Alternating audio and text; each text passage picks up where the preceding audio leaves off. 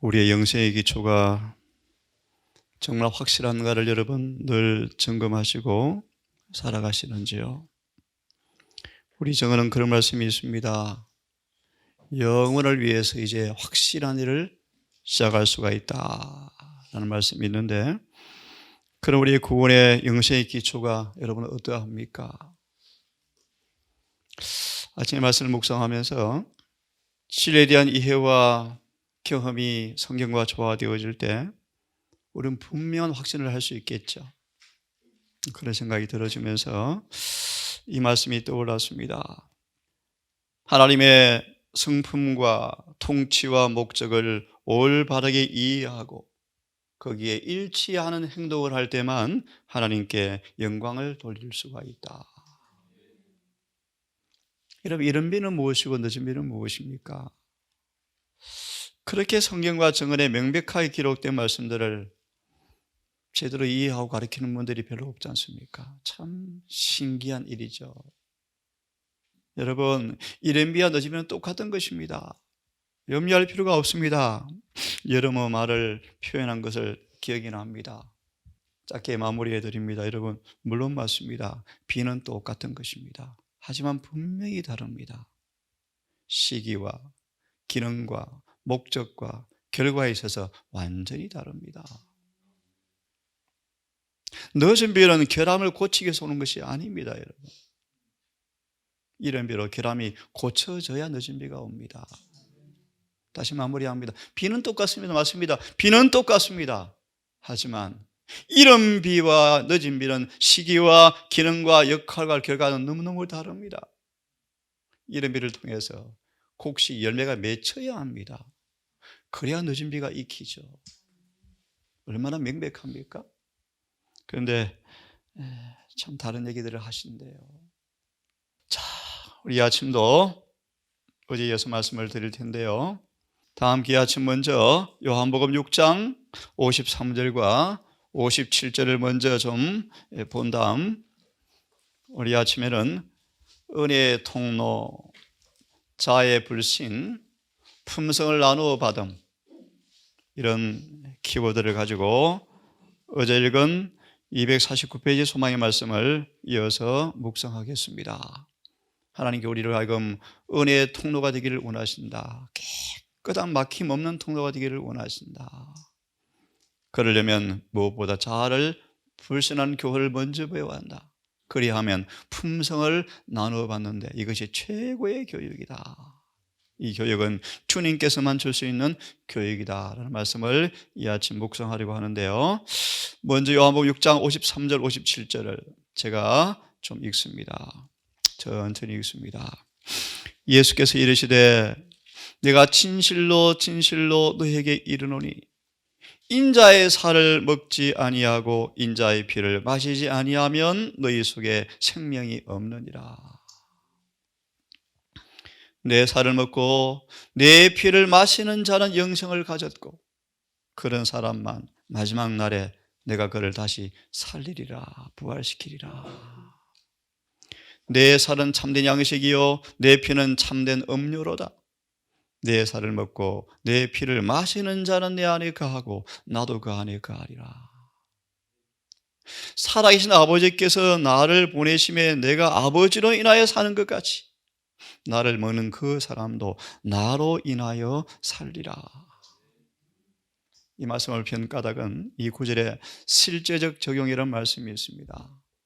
계시록 22장 2절에서 만국을 소성하는 생명과 잎을 말씀하는 구절을 인용한 것 같은데요. 실제적 적용을 좀 먼저 읽고 오늘 말씀을 시작하려고 이 구절을 폈습니다.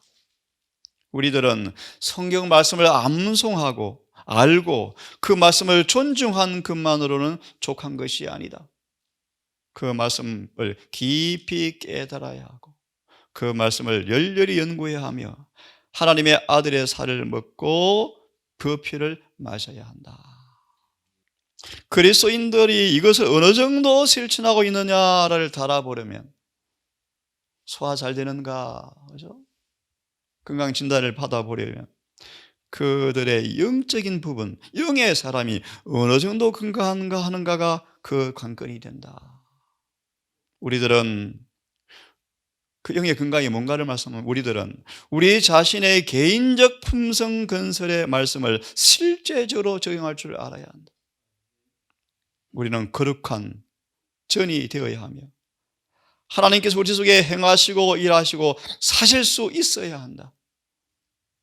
우리들은 하나님이 그의 사업을 하시고 그의 거룩하신 이름을 영화롭게 하시기 위하여 택하신 종들 위해 높이려고 애쓰지 말아야 한다. 너희는 다 형제니라. 우리는 성경절과 성경절을 비교하면서 이 말씀을 우리 각자에게 적용하자. 매일의 생활 속에서 형제와 세상 앞에 그리스도의 겸손함을 나타냄으로써 그에게 영광을 돌리고 살아있는 성경 해석자들이 되어야 한다. 그리스도의 교훈은 우리에게 생명나무 잎사귀와 같이 되어야 한다. 계시록 22장 2절의 말씀을 지금 인용하고 있는 것입니다. 성경 읽으시면서 끄는 각각 쓰임새가 다 다릅니다. 그렇죠? 허브 맛이 다 다른 것처럼 창세기 계시록 맛이 다르죠. 하지만 공통점은 다 영어를 뭐합니까? 소성시키죠.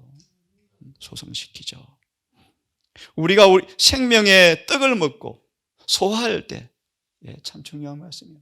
균형 잡힌 품성을 드러낼 것이다. 어제 보았습니까? 절반만 바친 사람들을 사단은 가장 잘 사용하겠다. 그래서 앞으로 우리를 핍박할 사람들이 재림교인이요, 우리를 고사할 사람들이 재림교인 될 거예요. 우리 중에 있습니다. 우리들이 연합함으로써 이동산이 한 진리와 한 주님과 한 성령으로 요한복음 17장을 이루는 하나 되는 동산 되기를 간절히 바랍니다. 또 남을 나보다 낮게 여김으로써 진리의 능력에 대한 산증을 세상으로 가져가야 할 것이다. 사람들이 하나님께 온전히 순종하고 생명의 떡을 먹고 구원의 물을 마실 때 그리스도를 향하여 자라날 것이다. 그들의 품성은 마음이 먹고 마시는 것들로 구성되어 있다. 그들이 받아들이고 복종하는 생명의 말씀으로 신의 성품에 참여한 자들이 되어진다. 그렇게 되면 그들이 하는 모든 봉사는 하나님을 따르는 것이 되어지며 사람이 높임받지 않고 그리스도가 존귀함을 받는다.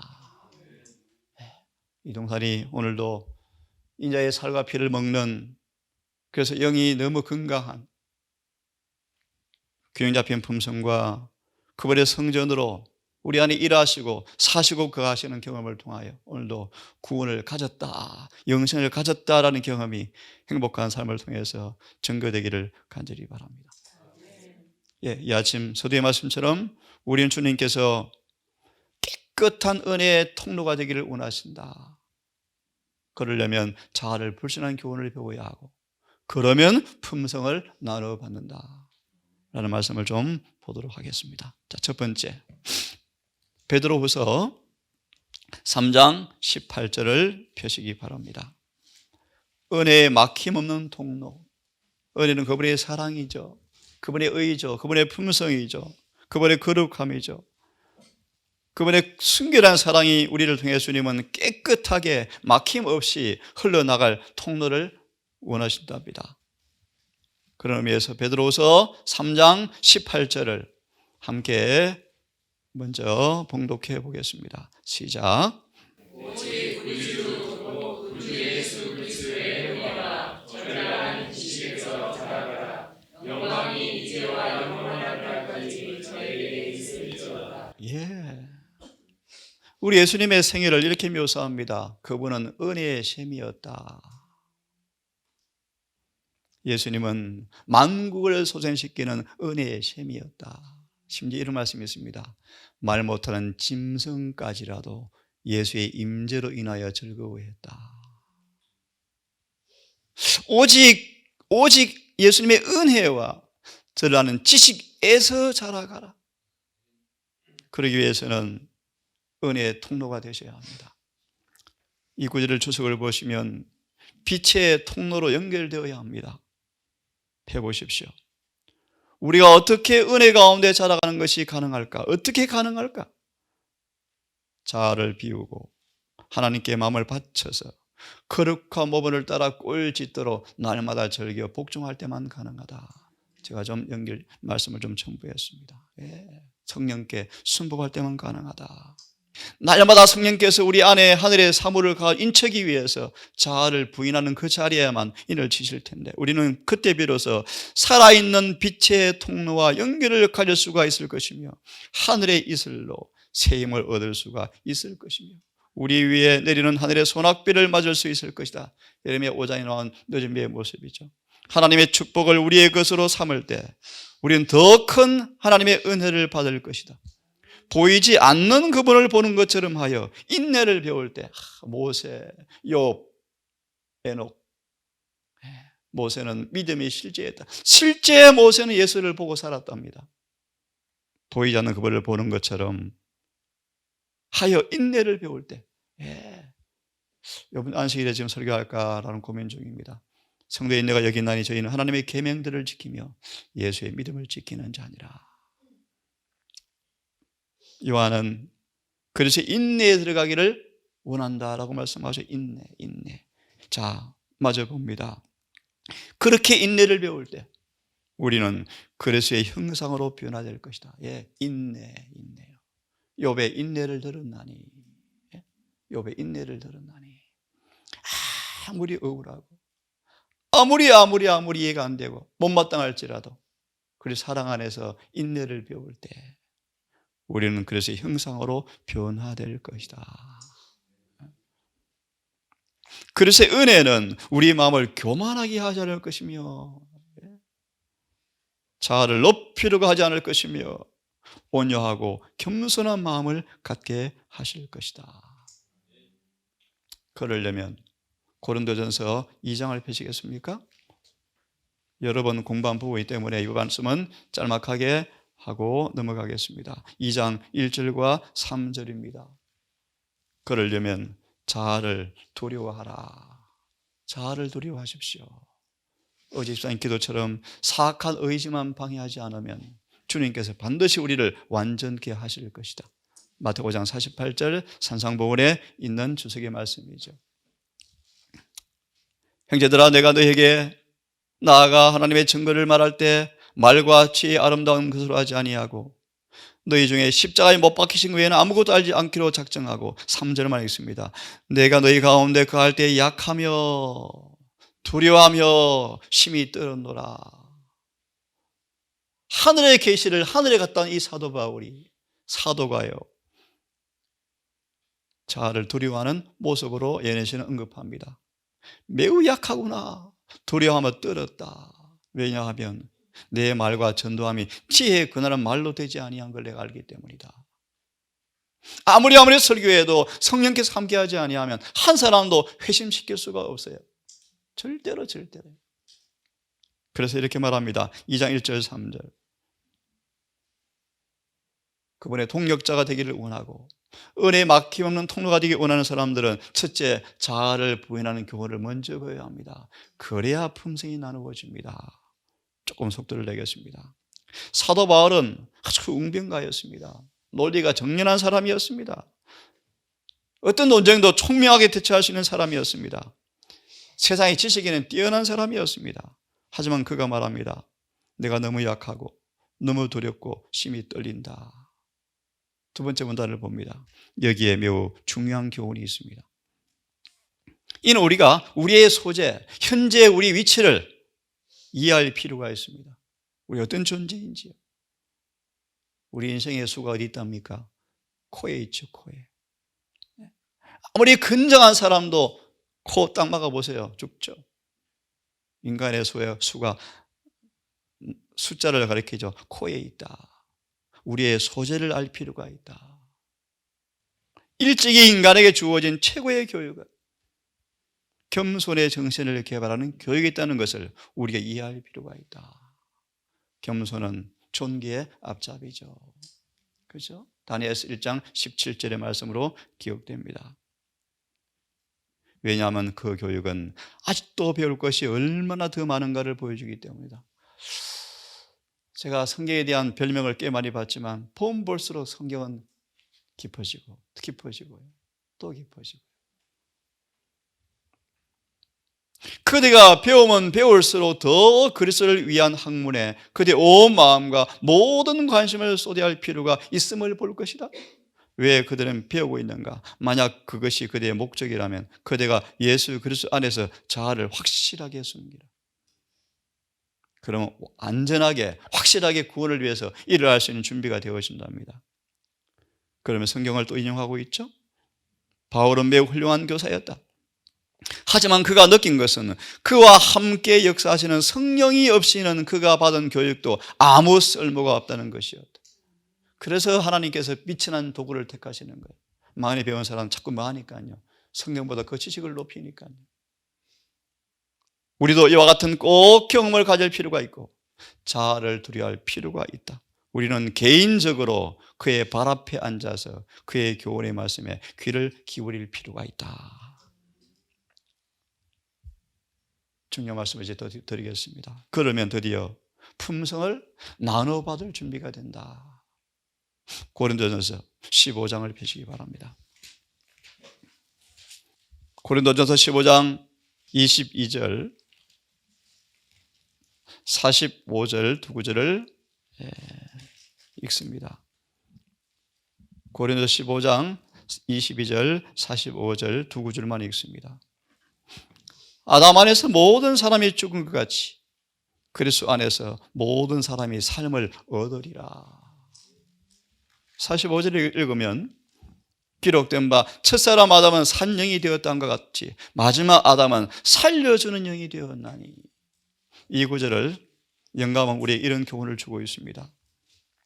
15장 22절 45절 이 말씀을 평가하다간 이제 비로소 자아가 불신되어지면 품성을 나누어 주신다.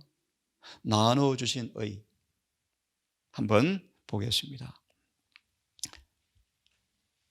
예수님은 둘째 아담이 되셔서 첫째 아담의 모든 치욕을 다 감당하시고 속량해 내셨다. 순종을 통하여. 여섯 번째 줄부터 봅니다. 하나님께 충성을 다하고 그들이 범한 율법에 순종하는 사람들에게만 예수의 피는 소용이 있다. 중요한 말씀이요. 여섯 번째, 그리스도의 피는 아담의 불순종과 치욕을 주님이 순종으로 완전히 속량해 놓으셨는데 이제 그 피의 효능은, 그 은혜의 효능은 하나님께 충성을 다하고 그들이 범한 율법에 순종하는 사람들에게만 소용이 있을 것이다. 그리스도는 결코 죄를 범하는 사람과 한편이 되지 않을 것이며 율법이 내리는 형벌을 그가 받으셨기 때문에 죄인에게 또 다른 기회, 재시험을 치를 기회를 주신 것이다. 어떻게 해요? 오늘 요지입니다. 그분은 죄인에게 하나님의 은총을 입을 수 있는 자리에 복귀할 길을 열어놓으셨다. 그래서는 인간이 과거의 지은 죄를 담당하시고, 정확하죠? 과거의 지은 죄를 담당하시고 사람들에게 그의 의를 나누어 주심으로, 그의 품성을 나누어 주심으로 사람이 하나님의 율법을, 거룩한 율법을 지킬 수 있게 하셨다. 영생의 조건은 분명하죠. 나누어 주신 의, 품성을 나누어 받아야 뭐가 지켜집니까? 율법이 지켜지죠. 이 은혜는 에베소서 4장을 보시면요, 매일 매순간 필요하다. 에베소서 4장 20절 24절을 제가 읽습니다. 이 나누어진 의, 이 은혜는 매일 매순간 필요하다. 이 은혜 없이는 우리는 절대로 한순간도 안전할 수가 없죠. 그래서 베드로서 3장 18절에서 오직 은혜 안에 거하고 예수를 아는 지식 가운데서 자라가라. 에베소서 4장 20절 오직 너희는 그리스도를 이같이 배우지 아니하였느니라. 17절과 19절에 예수를 믿노라고 말하면서 흠한 것을 쫓는 사람들입니다. 육신에 방탕하고 방임하는 사람들입니다. 예수를 그렇게 배웠니? 잘못 믿고 있다라는 뜻이겠죠.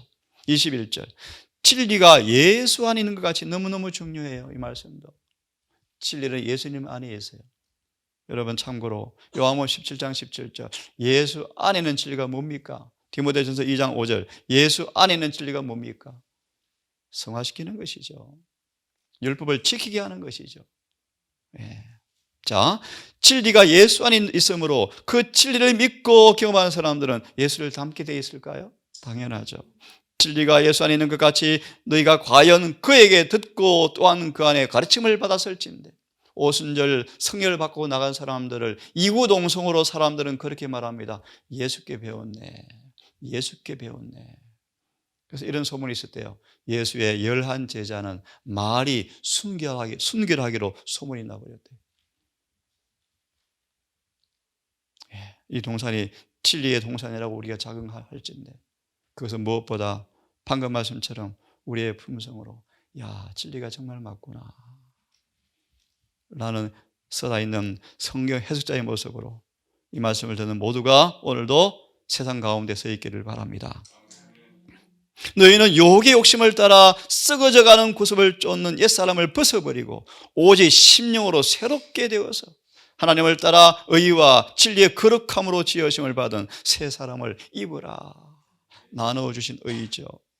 주석을 보십시오. 4장 20절 24절. 거룩함의 비밀, 거룩함의 비밀. 마지막 구절에 보시면 그리스도의 모본을 따라 자기를 부정하는 것, 이것이 거룩함의 비밀이다. 그 다음을 읽고 싶어요. 매일 매 순간 필요한 은혜다. 고고 3장 18절. 수건을 벗은 얼굴로 그의 영광을 봄이라는 구절이죠. 영혼의 성화는, 그럼 나눠주시는데, 품성을 나누어 봤는데, 다른 말로 성화는 어떻게 얻어지는가? 믿음으로 은혜와 진리가 충만하신 그리스도를 확고부동하게 바라봄으로써 이루어진다. 진리의 능력은 마음과 품성을 변화시키는, 어떻게 변화시키는가? 화판 위에 물감을 이것저것 조금씩 묻혀놓는 것이 아니고 품성 전체를 변화시키는 것인데, 말하자면 모습이 말과 행동까지 다 드러나는 것이다. 새로운 본성이 아니고 새로운 속성을, 새로운 성향을, 새로운 품성을 나누어 받는 것이며 그리스도의 형상을 쫓아 의와 참된 거룩함으로 우리의 품성이 새롭게 변화되는 것이다. 그죠? 본성은 품성이죠. 그리스도의 은혜는 매일 매 순간 꼭 필요하다. 만일 은혜를 받지 않으면 그냥 심각합니다. 타고난 이중성이 보인다. 그죠? 우리는 은혜와 진리가 품성에 충만해야 한다. 요한복음 1장 14절 16절. 그리스도를 믿는 신앙이 역사하는 곳은 은혜 곳에서나 땅의 기쁨은 비교할 수 없는 하늘의 평화, 내세의 평화가 평화로서 생애의 세세한 부분에까지 밝고 행복하게 나타난다. 저도 삶을 살고 싶은데요, 많이 부족합니다. 예수님이 계신 곳은 순결한 분위기가 나타났다. 우리 모두가 명랑하고 쾌활하면서 경박하지 아니하면서 깨끗하고 평화하고 유쾌하고 밝으면서도 경건한 모습, 예수님께 배운 것 외에는 불가능하겠죠. 그래서 우리 예수님께 오늘도 배우기를 간절히 바랍니다. 두 구절을 얼른 보고 아침 마무리하고 내일 로마서 8장 30절을 좀 공부하려고 합니다. 많은 사람이 오해하는 구절인데요. 자, 이 아침 살전 4장 3절 먼저 두 구절만 조금 더 보고 아침 마무리합니다. 은혜에 막히는 통로가 되어서 자아를 불신할 때 드디어 풍성을 나눠봤는데, 살전 4장 3절 너무 잘 아시는 말씀. 하나님의 뜻은 이것이니 너희의 거룩함이라. 거룩함이라.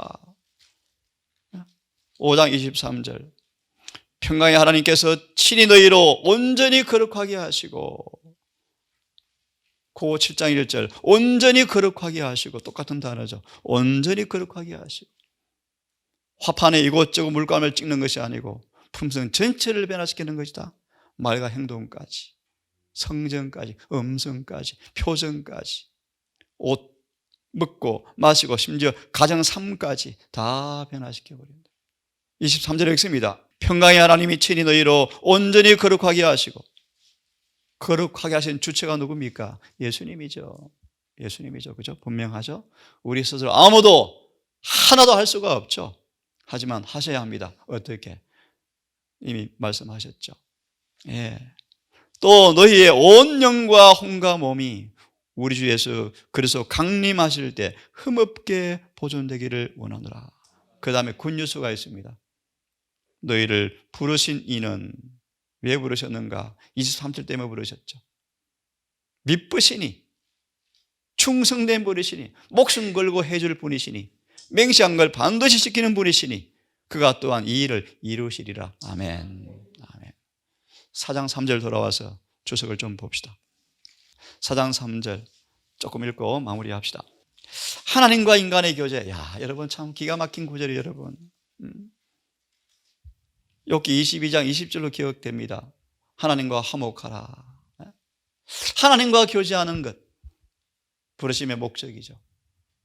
부르심의 목적이죠. 우리의 성화는 아버지, 아들과 성령의 역사, 다른 말로 교제이다. 마태 28장 18절 19절. 아버지, 아들과 성령의 이름으로 침례를 준다는 말의 의미가 이런 것입니다. 이제 세 분이 사시겠다는 의 안에 살아서 이 땅이 끝나는 날까지 함께 하겠다. 왜요? 우리를 성화시키려고 성화해요. 그것은 성부와 성자와 성령과 하나가 되기 위해서 자신을 하나님께 묶어놓는 사람들에게 주시는 언약의 성취가 뭐예요? 거룩함이다. 여러분, 거룩함은 하나님께서 약속하신 약속의 약속. 조건은요, 우리가 침례 세약으로 그분께 묶어놓는 사람만. 자아를 물묻으면서 끄려워하지 말고 죽어 있는 사람만. 그분이 약속을 뭐 해준다는 것입니까? 이루어주겠다. 그대는 거듭났는가? 새로운 피조물 되었는가? 그러면 세 분과 연합하라. 혼자 살지 마라. 그러다가 코피 터지죠. 성화의 증거는 뭡니까? 성화의 증거는 무엇입니까? 모든 계명을 양심적으로 존중하고 모든 달란트는 조심스럽게 개발함으로 조심스러운 대화와 모든 행동에 그리스도의 온유함을 나타내므로 증거될 것이다. 여러분, 예리신 정말 좋습니까, 여러분? 얼마나 성경이 깨끗하게 밝게 우리에게 와닿습니까? 참된 성화의 표가 뭔가? 모든 계명에 순종하는 것이다. 누구나 도달할 수 있다. 누구나 도달할 수 있다. 거룩함이에요. 그 다음 두 번째 문단. 칭의는 나누어주신 의를 봅니다. 한 영혼을 성화케 하려고 파멸해서 구원하는 것이고, 성화, 나누어주신 의는 성령을 통하여 하늘의 생활을 배우는 것이다. 칭의는 양심이 죽은 행실에서 깨끗게 되어서 성화, 이제 나누어 받을 품성을, 축복을 받을 수 있는 위치에 놓는 것이 바로 성화이다. 함께 읽고 마칩니다. 성화 영적 교제, 짧은 구절. 성화와 영적 교제, 크게 읽고 기도합시다. 시작. 성화는 하나님과 습관적인 교제를 의미한다. 아멘. 우리 이 아침은 둘씩 짝을 지어서 기도합시다.